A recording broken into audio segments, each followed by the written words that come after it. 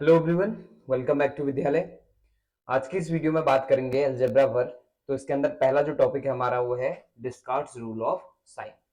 Basically जो डिस्कार्ड्स rule of sine है वो हमें बताता है कि कितने पॉसिबल रियल रूट्स हैं या कितने पॉसिबल इमेजिनरी रूट्स हैं किसी भी पर्टिकुलर गिवन पॉलिनोमियल के लिए।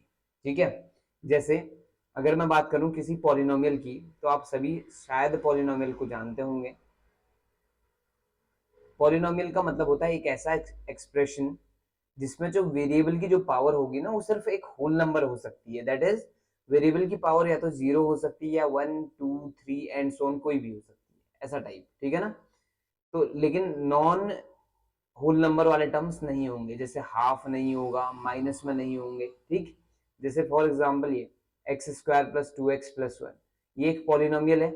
इस पॉलिनोमियल की जो हाईएस्ट पावर है वो कितनी है? 2 है, तो इसकी डिग्री 2 हो गई।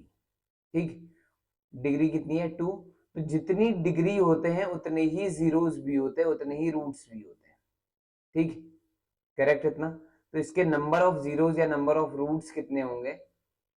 नंबर ऑफ जीरोस या नंबर ऑफ रूट्स की मैं अगर बात करूं तो वो भी कितने होंगे? 2 होंगे। ठीक है, तो पॉलिनोमियल आपको समझ आ गया है कि पॉलिनोमियल में आपने देखना है कि हर एक जगह वेरिएबल की जो पावर है ना वो आपका क्या होनी चाहिए? एक होल नंबर होनी चाहिए। ठीक है, होल नंबर का मतलब है जो कहां से स्टार्ट होते हैं? 0 से स्टार्ट होते हैं। ठीक, चलिए दूसरा हमें क्या देखना है कि आपका जितनी डिग्री होती है किसी भी पॉलिनोमियल की उतने ही क्या होते हैं? नंबर ऑफ रूट्स भी होते हैं उसके। लेकिन आज हमें नेचर देखना है इन रूट्स का कि ये रूट्स कैसे हैं, पॉजिटिव हैं कि नेगेटिव हैं, रियल नंबर है या इमेजिनरी है, वो भी देखना है। ठीक है, चलिए तो अगर मैं बात करूं जीरोस की या रूट्स की, जीरोस या रूट्स, तो जीरोस या रूट्स दो कैटेगरीज के हो सकते हैं, या तो आपका ये रियल होंगे या आपका ये इमेजिनरी होंगे। ठीक है, अगर रियल है तो रियल के अंदर भी दो कैटेगरीज, या तो ये पॉजिटिव है या ये नेगेटिव है। ठीक, या फिर ये इमेजिनरी है। तो हमें यही जानना है आज की कितने रियल हो सकते हैं और कितने इमेजिनरी हो सकते हैं। ठीक है, अब इतना तो आपको समझ आ गया होगा। सपोज करो किसी की डिग्री 7 है और हमने कह दिया कि इसके पास एटमोस्ट 3 रियल रूट्स हैं, तो जो बचे हुए हैं यानी 7 - 3 कितना हो गया? 4। 4 क्या आ जाएंगे? एटलीस्ट इमेजिनरी रूट्स आ जाएंगे। क्लियर है इतना? ठीक, तो ये चीज आपने समझनी है। चलिए क्वेश्चन लेता हूं तो वहां से आपको ज्यादा अच्छे से समझ आ जाएगी। तो px इक्वल टू दिया हुआ है 4x⁵ plus 2x⁴ plus 15x² minus 16x plus 30x³ और -8। ठीक है, ये दिया हुआ है। तो सबसे पहले आपने क्या ध्यान देना है कि कोई भी अगर आपका पॉलिनोमियल आपको दिया हुआ है और रूट्स के बारे में इंफॉर्मेशन जानना चाह रहा है आपसे, तो आप सबसे पहला काम क्या करेंगे? इसको डिसेंडिंग ऑर्डर में लगाएंगे on the basis of their power. यानी पावर के बेसिस पे इसको डिसेंडिंग ऑर्डर में लगा दीजिए। यानी सबसे बड़ी जो पावर है वो क्या है? x⁵ तो फर्स्ट में रहेगी। फिर अगला टर्म होना चाहिए पावर 4 वाला, फिर अगला टर्म होना चाहिए पावर 3 वाला, फिर अगला टर्म पावर 2 वाला होगा, फिर अगला टर्म होगा पावर 1 वाला, फिर अगला टर्म होगा कांस्टेंट टर्म। करेक्ट इतना? ठीक, यहां तक आपको समझ आ गया। अब आपने क्या करना है, देखो सबसे पहला काम है इस px में नंबर ऑफ साइन चेंजेस। देखो यहां आप देखेंगे तो फर्स्ट वाले का जो साइन है x⁵ का वो प्लस है, दूसरे का साइन भी प्लस है, तीसरे का साइन की बात करूं तो प्लस अगेन, चौथा प्लस अगेन, माइनस और ये माइनस। तो यहाँ चेंज देखोगे तो देखो प्लस से प्लस में चेंज नहीं हुआ ना। चेंज होने के लिए प्लस वाला माइनस में जाना चाहिए और माइनस वाला प्लस में जाना चाहिए। यहाँ भी कोई चेंज नहीं है, यहाँ भी कोई चेंज नहीं है, लेकिन यहाँ चेंज है। तो एक चेंज मिल चुका है और यहाँ भी कोई चेंज नहीं है। बाकी किसी भी जगह पे चेंज नहीं था, सिर्फ एक जगह पे चेंज है। तो इसका मतलब हुआ कि इस px के लिए एटमोस्ट कितने पॉजिटिव रियल रूट्स हो सकते हैं? एक हो सकता है। ठीक है, तो हम कहेंगे therefore px has at most 1 positive real root, 1 positive real root. Correct इतना? ये आपको समझ आ गया। दूसरी कहानी क्या है आप देखिएगा। अब अगर नेगेटिव की बात पता करना हो तो उसके लिए आपने क्या करना है, जहां जहां x था वहां वहां आपने -x रख देना है। ठीक, इस पर्टिकुलर पॉलिनोमियल में जहां x है वहां माइनस एक्स रख दीजिए, तो आपका ये क्या बन जाएगा, minus x to the power 5 minus में आएगा तो 4x टू दी पावर 5 हो जाएगा माइनस का, और अगला वाला टर्म प्लस में ही रह जाएगा, कोई चेंजेस नहीं आएंगे, ये माइनस आ जाएगा अगेन, और यहाँ आप देखेंगे तो ये प्लस का ही रहेगा क्योंकि माइनस का स्क्वायर भी प्लस हो जाता है, और ये प्लस हो जाएगा 16x, और ये -8 हो जाएगा। ठीक है, आपने क्या किया आपको समझ आ गया होगा, जहां x रखा जहां x था वहां पे क्या रख दिया, -x रख दिया। अब फिर से साइन चेंज गिनने की आवश्यकता है, इसका साइन है माइनस, इसका साइन है प्लस, इसका माइनस अगेन, इसका प्लस, फिर से प्लस और फिर माइनस, तो चेंज देखा तो यहाँ पे एक चेंज मिल चुका है, अगले वाले में भी एक चेंज मिल चुका है, अगले वाले में भी एक चेंज मिल चुका है, और यहाँ आप देखोगे तो कोई चेंज नहीं है, यहाँ पे फिर से एक चेंज है। ठीक है, देखो माइनस का प्लस हुआ एक चेंज, प्लस का माइनस हुआ फिर से चेंज, और माइनस का प्लस हुआ तो फिर से चेंज, तो कितने चेंजेस आ गए, 4 चेंजेस आ गए हैं। ठीक है, तो हम बोलेंगे therefore it has at most 4 negative real roots. ठीक है, तो इसके पास कितने नेगेटिव रियल रूट्स हो गए, 4 हो गए। तो अब अगर रियल रूट्स की संख्या की बात करें तो एटमोस्ट कितने रियल रूट हो जाएंगे, 5 रियल रूट हो जाएंगे। क्यों, क्योंकि 4 तो नेगेटिव हो गए और एक पॉजिटिव था, तो 4 और 1 कितना हो गया, 5। तो इसके पास कितने रियल रूट्स हैं, 5 रियल रूट्स हैं, और इसकी जो डिग्री थी वो कितनी थी, 5। इसका मतलब हुआ इसके पास एटमोस्ट कितने रूट्स हो सकते थे, 5।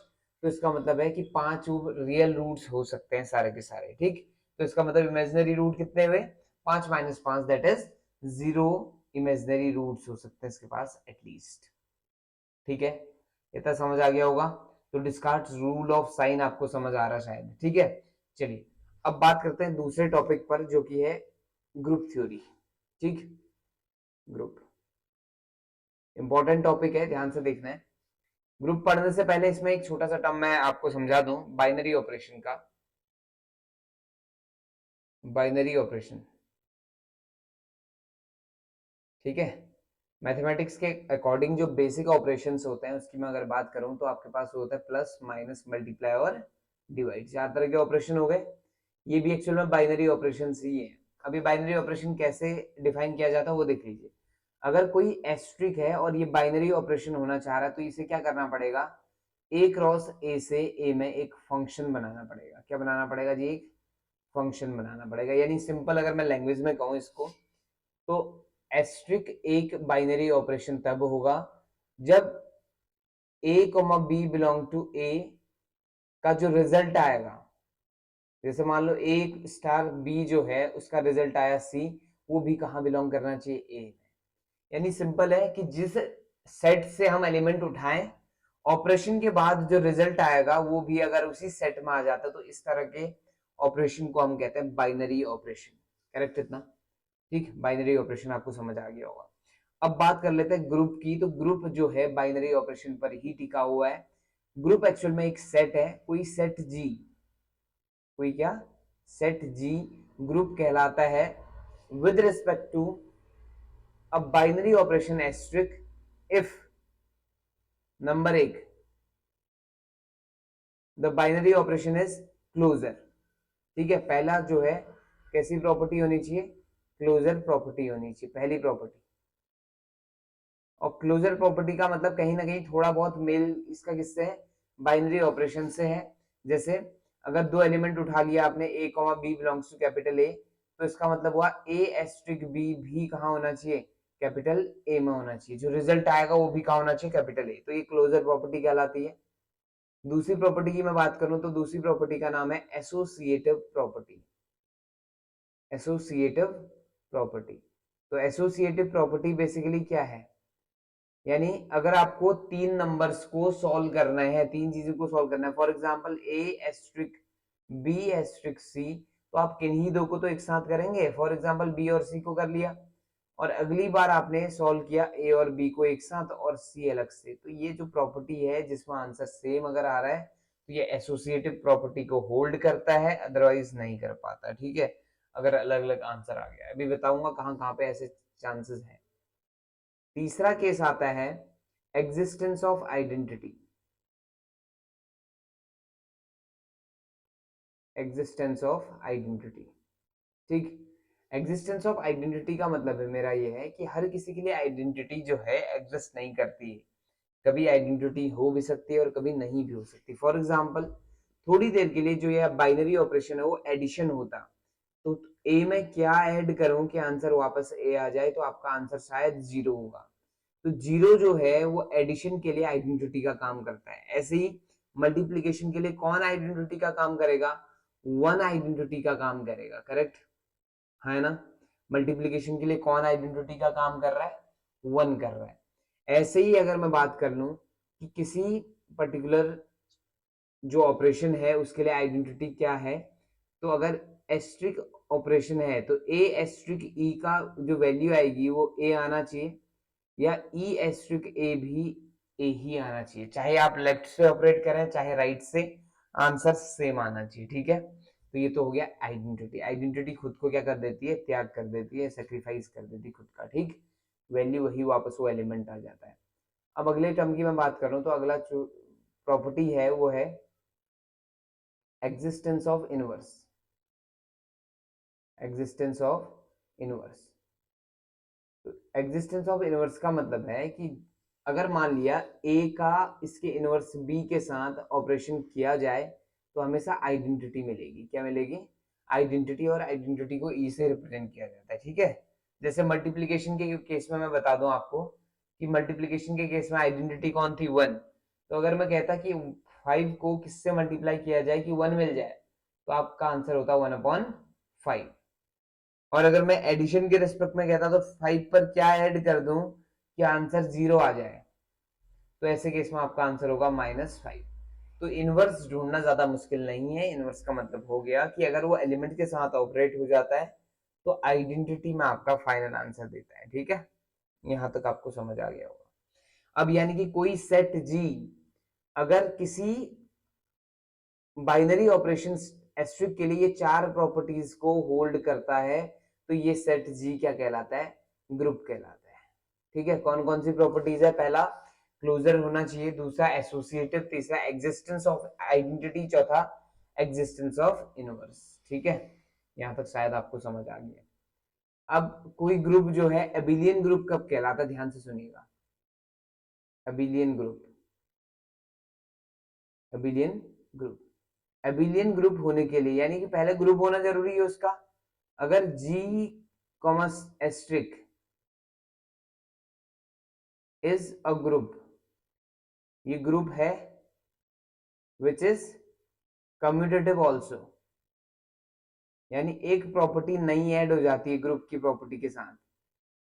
ठीक है, फॉर एग्जाम्पल अगर जी एक ग्रुप है, ठीक है, तो A asterisk B equal to B asterisk A आना चाहिए, यानी कि जगह बदलने के बाद भी रिजल्ट सेम रहना चाहिए। तो ऐसी स्थिति में हम इसे कहते हैं कम्यूटेटिव प्रॉपर्टी कहते हैं। और अगर इन पांच प्रॉपर्टीज को कंबाइन कर दिया जाए तो इस तरह का जो ग्रुप बनता है उसे कहा जाता है सॉरी अबिलियन ग्रुप।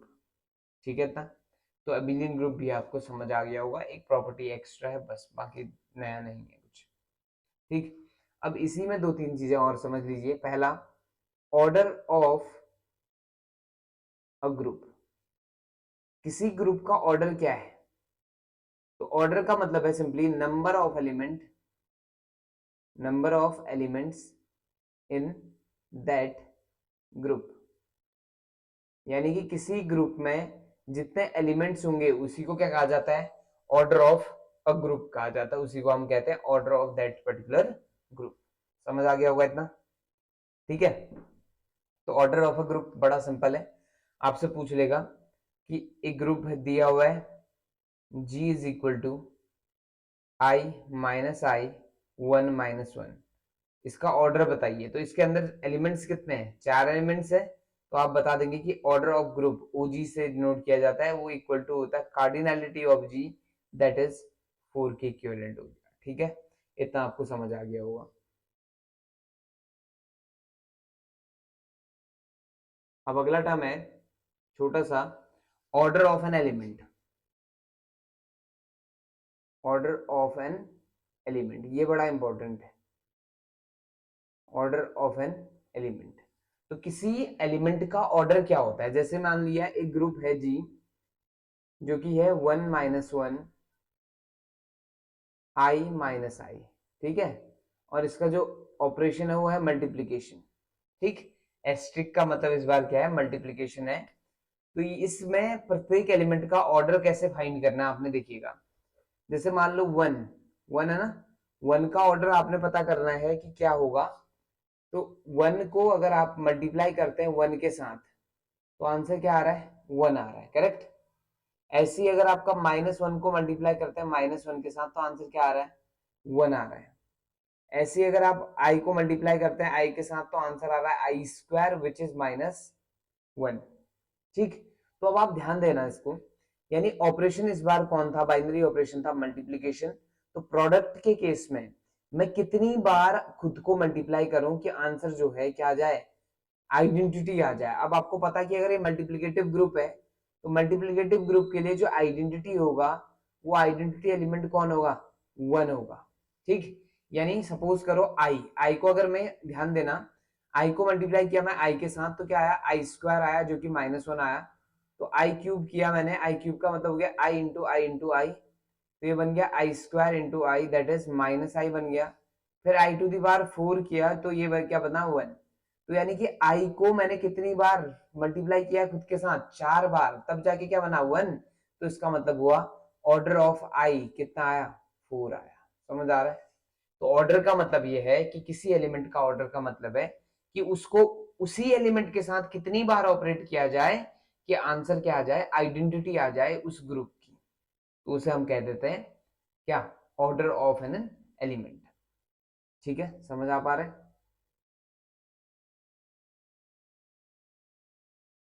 ठीक है, जैसे सेट वही वापस ले रहा हूं, -1 1 i -i, ठीक है, इसी को ले लिया वापस से। अब इसमें अगर आपसे -i का ऑर्डर पूछेगा तो आपने कुछ नया नहीं करना, -i की पावर 1 रखो, ये माइनस ही आई ही आया, इसमें 1 की वैल्यू नहीं आई तो ये 1 इसका ऑर्डर नहीं है। अब ऐसे ही -i की पावर 2 किया तो आंसर आया कितना, -1, तो ये -1 आ गया, आइडेंटिटी क्या है जबकि 1 है, तो इसका मतलब 2 भी इसका क्या नहीं है, ऑर्डर नहीं है। ऐसे ही अगर आप -i का होल पावर 3 करते हैं तो ये बनता माइनस बाहर आ जाएगा और i³ की वैल्यू होती -i, तो ये बन जाएगा i बन जाएगा। ठीक है, तो ये फिर से आइडेंटिटी नहीं बना, इसका मतलब इसका जो ऑर्डर है वो 3 नहीं है। अगले टर्म में आए तो -i की पावर कितना आ गया, 4, तो ये वैल्यू कितनी आ गई, ये i⁴ आ जाएगा कितना, 1। तो इसका मतलब हुआ कि -i की पावर 4 करने पर फाइनल आंसर कितना दे रहा है, 1 दे रहा है। इसका मतलब इस बार जो एलिमेंट का ऑर्डर है वो कितना आ जाएगा, 4 आ जाएगा। ठीक है, यहां तक आपको चीजें समझ आ गई होंगी शायद। ठीक है, तो आई होप कि आपको ये वीडियो पसंद आया होगा, यहाँ तक की चीजें आपको समझ आई होंगी। अगर ऐसा है तो please do like share and subscribe. अब मिलते हैं आपसे ब्रेक के बाद नेक्स्ट वीडियो में। Thank you so much for watching.